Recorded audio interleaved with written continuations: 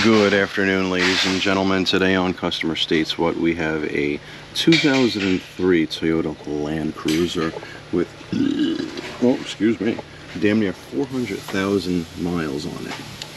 It's in today for, well, they lost brakes. And, yeah, there's a number of things wrong with it. There's poo-poos everywhere.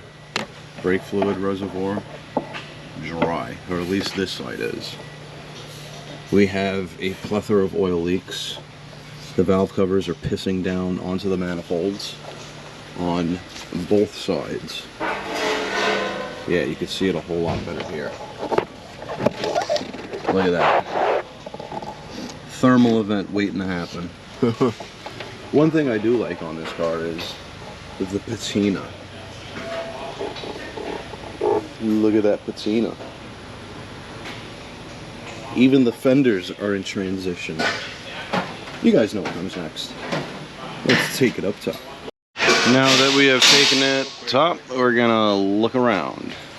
We're gonna, whoa, we have a self-lubricating chassis system working extra hard. Wow. Wow. Look at those nuts. They still look like nuts. Whoa. Everything is, well, even the bushings are lubricated. Well, I can tell you this much. This wheel bearing on the passenger front has play. That has play. Couldn't road test it because we had no brakes. Our failure is on that coil right there. The freaking line bursted. And that looks like that goes to a union right here, and it feeds the rear. So we're gonna have to get eyes on that union over there to see if I'll be able to remove that line or not. I hope so, because we're gonna have to take it back down and see where the other end goes. It's probably gonna go all the way to the driver's side where the valve block is. Alright guys, here we are in the right front wheel well. We had a panel right here we did remove, and we can clearly see where the failure is. Let's get a better light on that. The freaking line bursted right there. And not for nothing, there's a really ugly spot right here. So what we're going to do is we're going to recommend both of these lines. Now we're going to lower the vehicle, and we're going to see where exactly these lines go. They're probably going to go all the way to the ABS valve block. Oh boy. Alright guys, so now that we're back in the engine bay, our lines that are bad are right there, and they go all along the firewall right into our ABS block.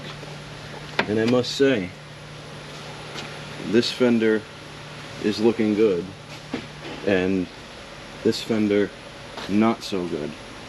I guess it faces the ocean breeze on this side, because there's a whole lot more rust down there as well.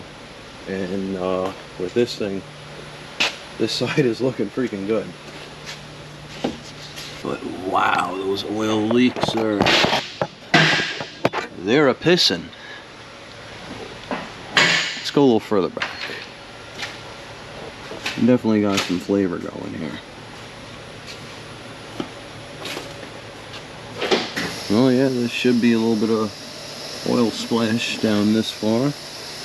Oh wait, yeah, I wanted to look at the suspension real quick. Let's look at these shocks.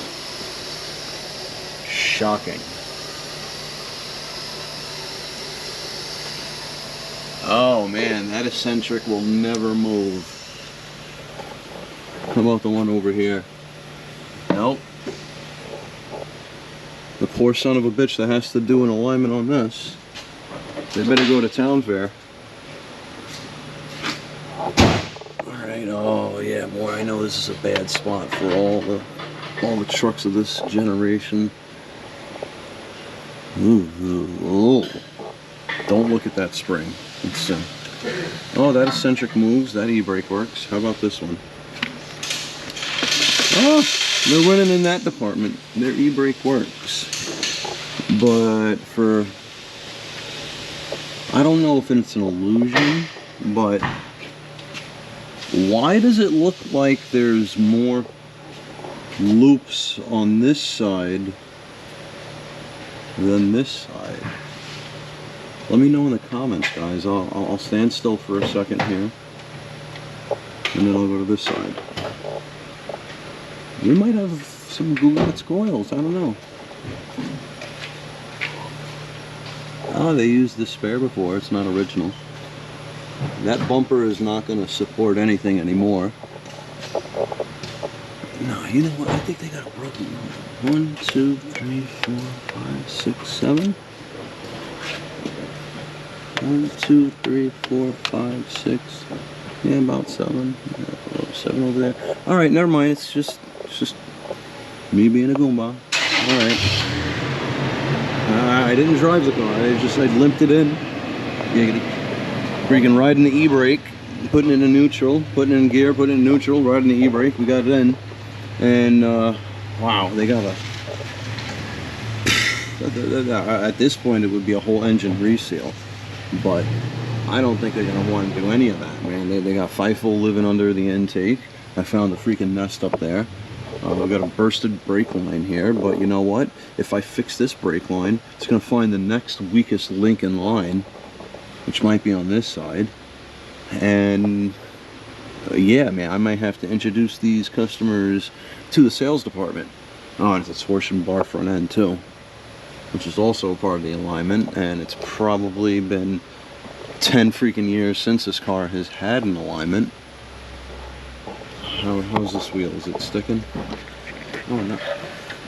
Oh.